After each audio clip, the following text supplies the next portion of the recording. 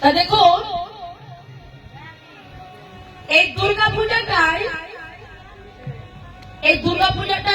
এই যে দুর্গা পূজাটা হচ্ছে এটাকে কিন্তু বলা হয় অকাল বোধন। এই পূজাতে কে করেছিল? রঘুপতি প্রভু রামচন্দ্র। প্রভু রামচন্দ্র কেন? উনি রাবণকে যখন মারতে পারছিল না, বিভীষণ বলেছিল প্রভু আমার দাদাকে মারতে পারবে যদি তুমি দুর্গা পূজাটাই করো, তুমি দুর্গা পূজা করো তবে আমার দাদাকে মারতে পারবে। হরি হরি। তা প্রভু রামচন্দ্র বলেছিল বিভীষণ এই দুর্গা পূজা করতে গেলে কি লাগে? ব্রাহ্মণ লাগে না? হরি হরি। পূজা করতে গেলে ব্রাহ্মণ লাগে। বিভীষণ আমার দলে তো আছে বানর আর মানব।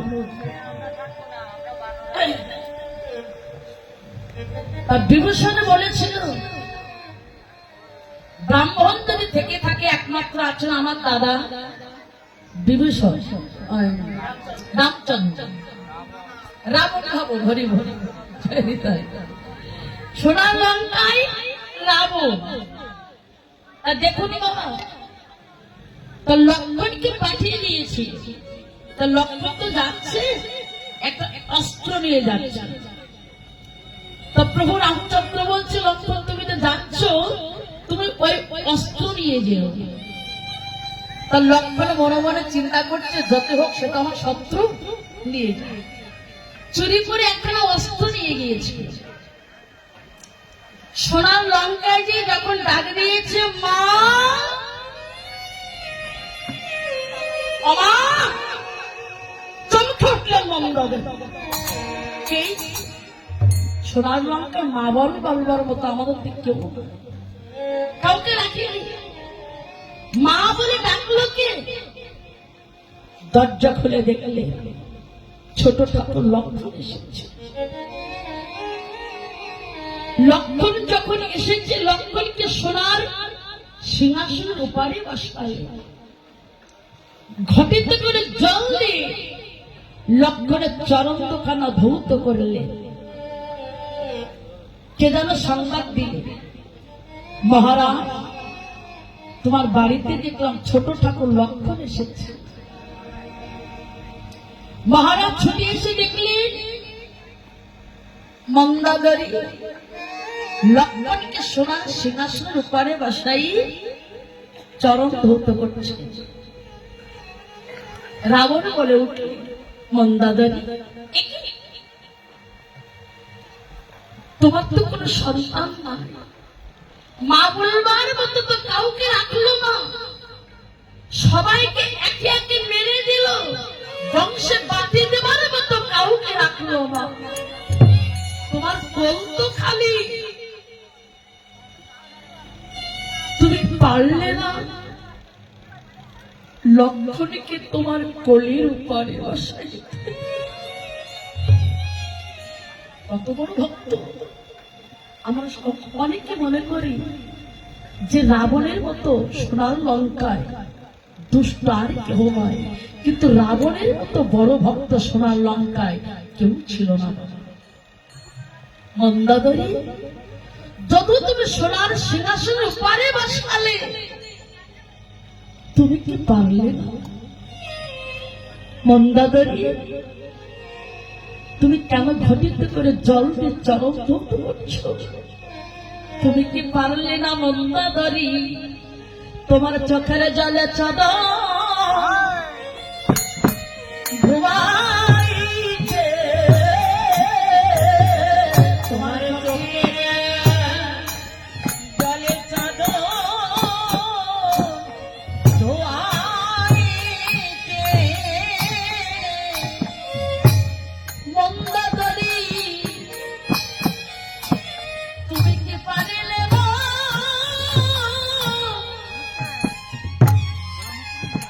চোখের জলে চাদর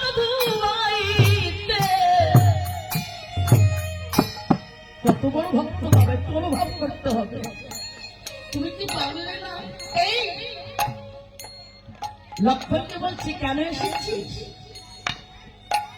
তোর দাদা আমার বংশে বাতি দেবার মতো কাউকে রাখলো না, দেখতে এসেছিস আমি কেমন সুখে আছি, দেখতে এসেছি।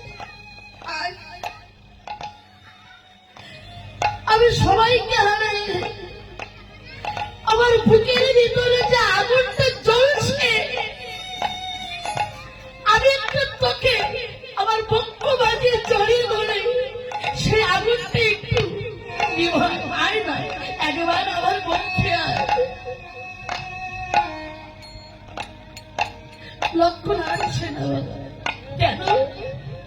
ওই যে একখানা অস্ত্র আছে, একখানা অস্ত্র আছে যে আসছে না। এই আসছিস না যে কেন? তোর কাছে অস্ত্র আছে? লক্ষণ বুঝলে যে সোনার লঙ্কা এই রাবণের মতো বড় ভক্ত আর কোথাও না। কেন এসেছি?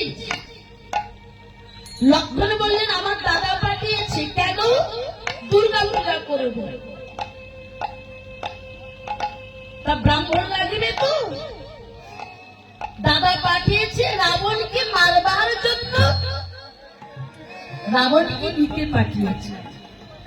রাবণ বুঝতে পেরেছে, কারণ রাবণ তো মানে মায়ের উপাসনা করে, বাবা সত্য উপাসনা করে বেঁচে আছে। হরি বাবা।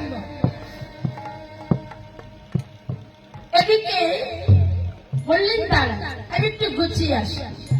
লক্ষণ মনে মনে বলল, ও বেকা বুঝে শুনতে পেল না। কেন? আমি যে বললাম আমার দাদা পাঠিয়েছে দুর্গা পূজা করবে রাবণকে মারবার জন্য, রাবণকে দিতে পাঠিয়েছে পূজা করতে হবে। জোরে বললেন। রাম তো মানে রাবণ বললেন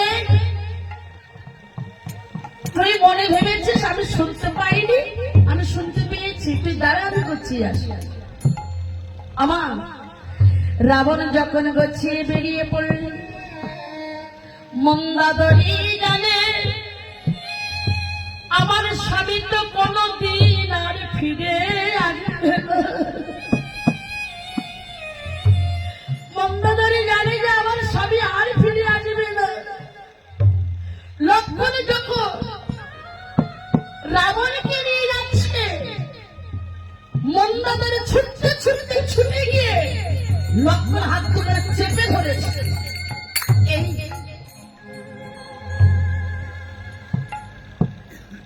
তুই আমার মাথা হাত দিয়ে প্রতিজ্ঞা কর। এই লক্ষণ যখন শক্তিশালী পড়েছিল বাবা, লক্ষণকে কিন্তু বিশল্য করণে পাতায় কিন্তু ওকে বাঁচানো যায় না।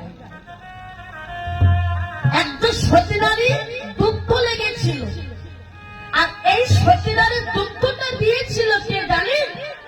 সোনার লঙ্কার ভিতরে যদি সতী নারী থেকে থাকে একমাত্র ছিলেন আমার এই মা মন্দাদরি। হনুমান গিয়েছিল যখন মা মন্দাদরি দুগ্ধ দিলেন, হনুমান যে ওই মা মন্দাদরি স্তন দুগ্ধ যখন বদলে দিলে লক্ষণ বেঁচে গেল। বাবা মায়েরা আমরা বলুন যার দুগ্ধ পান করলো আমার সে তার মা হলো না, কি মা হলো না? আর তার সে সন্তান হলো না বাবা? মন্দাদরি লক্ষণ হাত দুখানা চেপে ধরে মাথা হাত দিয়ে বললে, লক্ষণ বাবা লক্ষণ রে, তুই আমার মাথা হাত দিয়ে প্রতিজ্ঞা কর। ওরে বাবা লক্ষণ রে, এ জগতে কোন সন্তান কি পারে তার মায়ের শীতের শীতর মুছিতে?